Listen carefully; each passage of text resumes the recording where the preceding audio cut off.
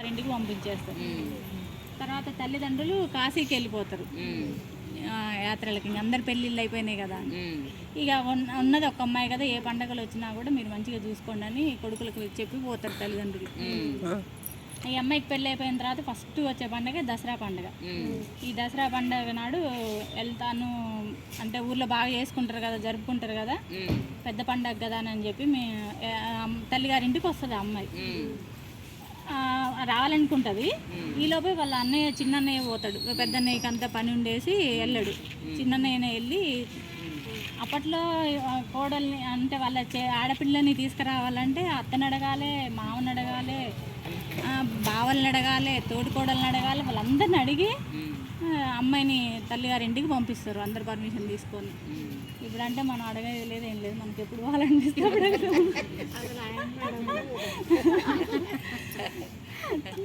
అట్లా అమ్మాయి సంతోషంగా లేకపోతే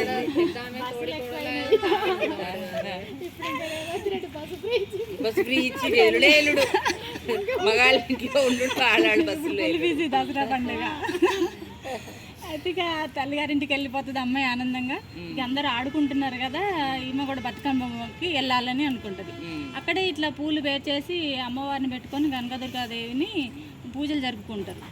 అక్కడ పూజలో సహజంగా మనందరం ఆడవాళ్ళు ఏ సరికల్లో పసుపు రాసుకోవడము, గంధం పెట్టుకోవడము, బొట్టు పెట్టుకోవడము అంత పూజలో గౌరీ పూజ చేస్తారనమాట. గౌరీ పూజ కనుక చేసుకోవడానికి వెళ్ళాలి అమ్మాయి. అందరు వెళ్తున్నారు కదా, వెళ్ళాలని చెప్పేసి ఈమె దగ్గర ఉన్న సొమ్ములు అవన్నీ సరిపోవని చెప్పేసి పెద్దదాని దగ్గరికి వెళ్ళి అడిగిద్ది.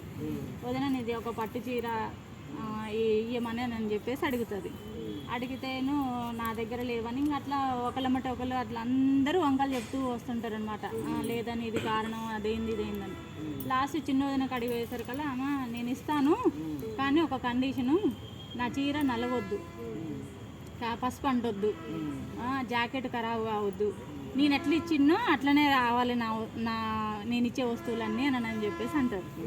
అంటే ఈ అమ్మాయి ఎంతసేపటికి ఆడాలని ఆనందంలో ఉండేసి ఆ మాటను అంత నెగ్లెక్ట్ చేసేస్తుంది. వెళ్ళి ఆడుకోవాలని అట్లే తెచ్చి ఇస్తా వదినానని అని చెప్పేసి మంచి రెడీ అయిపోతుంది.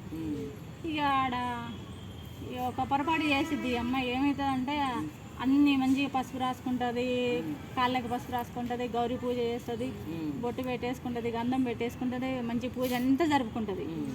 కథ ఇన్ని ఇట్లా అక్షంతలు తల మీద వేసుకొని పోవాలన్నమాట. అదంతా ఇదాకా ఉండదు, అంతవరకు ఆడేసి అంతవరకు చేసేసుకొని ఇంటికి వెళ్ళిపోతుంది. ఈ అందరు ఆడుకుంటున్నారు కదా అని దస్తి బిస్తి గీస్తుంది. అట్లా గీయడం వల్ల కాళ్ళకి అప్పుడు కడియాలు పెట్టుకునేవాళ్ళు, ఇప్పుడు పట్టీలు పెట్టుకుంటున్నాం, అప్పుడు కడియాలు పెట్టుకునేవాళ్ళు. ఆ కడియాలు అటు ఇటు కొట్టుకొని వంకలు పోతాయి. దస్తి బిస్తి గీయడం వల్ల చీర అంచులకి పసుపు అంటిద్ది. ఈ అటు ఇటు కదులుతూ ఉంటుంది కదా, తల ఈ గంధం జాకెట్ కనిపిస్తుంది. ఈ తీసపోతుంది, ఏం తెలియనట్టు అన్నీ పెట్టేస్తుంది. ఆమె చూసుకుంటుంది వాళ్ళ వదిన, అన్నీ నాకు కరెక్ట్ తెచ్చిందా లేదా అని చూస్తుంది. ఇవన్నీ ఇట్లా నేను మంచిగా తీసుకొచ్చి పెట్టమంటే ఇట్లా తీసుకొచ్చేసిందని చెప్పేసి ఇక అలిగి పడుకుంటుంది ఆమె. భర్త వచ్చేసి మంచి నీళ్ళు అడిగినా ఏమి ఇవ్వకోకుండా తలకి గుడ్డ కట్టుకొని పడుకుంటుంది. నాకు తలనొప్పి లేస్తుంది, పోవట్లేదు అని ఉంటుంది. ఆయన ఎన్నిసార్లు అడిగినా ఏ పూటకి అంతే చెప్తుంటుంది, మరుసటి రోజుకి అంతే చెప్తుంటే 2-3 రోజులు అంతే లేవకోకుండా ఉంటుంది. అసలు ఎందుకు ఏమైంది అని అంటే, ఈ తలనొప్పి పోవాలంటే నాకు నెత్తురు తీసుకొచ్చి పెడితేనే, బొట్టుకు పెడితేనే నాకు పోతుంది అని అండి. అంటే ఎవరి నెత్తురు తీసుకురావాలి, ఎవరి రక్తాన్ని తీసుకురావాలని అని చెప్పేసి అని అంటాడు. సరే తీసుకొస్తానని చెప్పి పోతాడు. ముందు చెల్లెది ఏం పట్టుకరాడు, పోయేసి కాకిని చంపేసి కాకి రక్తం పట్టుకొస్తాడు. ఇస్తే కలవారి కోడలు ఈమె పెట్టుకొని నిజంగానే రక్తమే తీసుకొచ్చి ఇలానని చెప్పి పెట్టుకుంటుంది. పెట్టుకొని బయటికి వెళ్ళగానే బాయిని వెళ్ళకెళ్తే కలవారి కోడలు కాకి రక్తం పెట్టుకొని వచ్చింది. మరి వాళ్ళు ఎట్లా గుర్తించిర్రో, ఇదైతే కదా కాకి రక్తం అని. తర్వాత మళ్ళీ గద్దను చంపుతాడు, గద్ద రక్తం తీసుకొని వెళ్తాడు. అట్లా 2 సార్లు తీసుకుపోయినా కూడా అంటారు, నువ్వు ఇట్లా మోసం చేస్తున్నావు, ఇట్లా చెప్తున్నావు, అది నాకు పోవడం లేదు, నీ చెల్లెలు రక్తం అయితేనే నాకు పోతుంది ఇది, లేకపోతే పోదు అని చెప్పేసి భర్త మీద గొడవ దిగుతుంది. ఏం మాట్లాడుకుని చేసేసరికల్లా కష్టమైనా సరే తీసుకొస్తాలే అని చెప్పి వాళ్ళ చెల్లెని తీసుకొని పోతుంది. ఇక అదే ఇప్పుడంటే అన్ని బండ్లు ఉన్నాయి, కార్లు ఉన్నాయి, మనకి అన్ని సౌకర్యాలు ఉన్నాయి. అప్పట్లో కాలినడకతోటే వెళ్ళేవాళ్ళు చాలా దూరం. వెళ్ళాలంటే వాళ్ళకి 2 రోజులు పట్టిద్ది, 2 రోజులున్నర పట్టేది.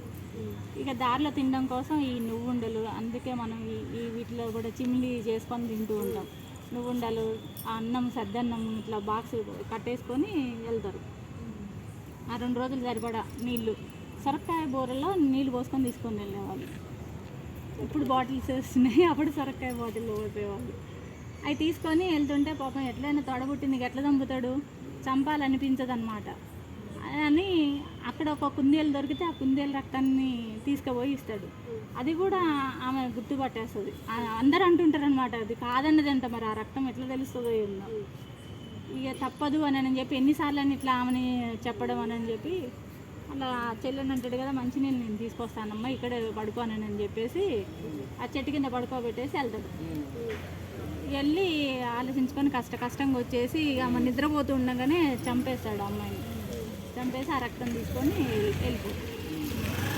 వెళ్ళిపోయి ఆమె పెడితే దానికి ఆమె రాసుకొని ఆనందంగా లేచి తిరుగుతూ ఉంటుంది. వీళ్ళ మామ ఎన్ని రోజులైంది పండగ అయ్యే పోయింది, ఇంతవరకు రాలేదు వాళ్ళ కోడలు అని చెప్పి ఆయన మరి వాళ్ళు ఏమన్నా పనిలో ఉన్నారేమో తీసుకెళ్ళడానికి పంపించుకోవడానికి రాలేదని చెప్పి వాళ్ళ మామనే దారిలో వస్తుంటాడు. అయితే అమ్మాయిని చంపేసిన ప్లేస్ అంతా బావి చుట్టూ తంగేడు వనం అవుతుంది. అక్కడ ఎప్పుడు ఉంది అసలు పూలవనం అనేది లేదు, కానీ ఆడ మొత్తం తంగేడు వనం ఉంటుంది బావి చుట్టూరా. బావి కూడా ఏర్పడిపోతుంది. వాళ్ళ మామ దారిలో వస్తూ చూస్తే బావి దగ్గరికి మంచినీళ్ళు తాగుదామని చెప్పేసి బకెట్ ఇట్లా పట్టుకోగానే ముట్టకు ఓ మామ ముడితే నీకు చేయకందేను, పాపకారి వదిన చేయబట్టి బస్టు కారన్నే నన్ను పడగొట్టిండు అని చెప్పేసి అంటది. బకెట్ మాట్లాడుతుంది ఏందా అని అనుకుంది. అది ఏమవుతుందంటే ఆమె నోరు బాయిలాగా అవుతుంది, నేలక చాంతాడైపోతుంది. బావి గిరికలు ఆగడానికి కాళ్ళు ఉంటాయి కదా,